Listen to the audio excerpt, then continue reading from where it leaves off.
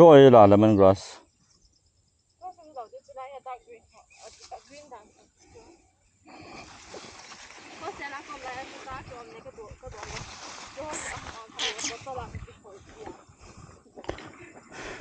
An bol til wa che kan ka dun tin chom phat zo ka chim do ta.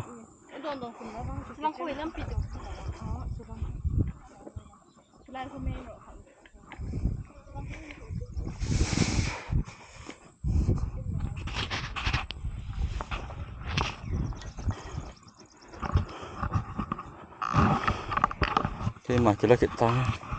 ai rằng là chỉ ta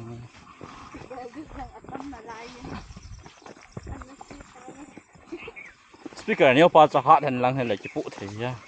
hát mỏ biết sao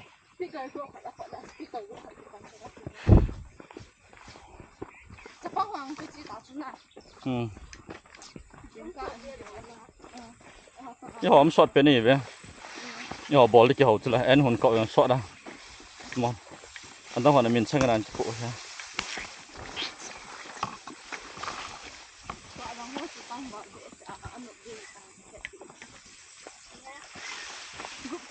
tầm màu số chôm ấy à ông chỉ nã đi cái chặt bị gì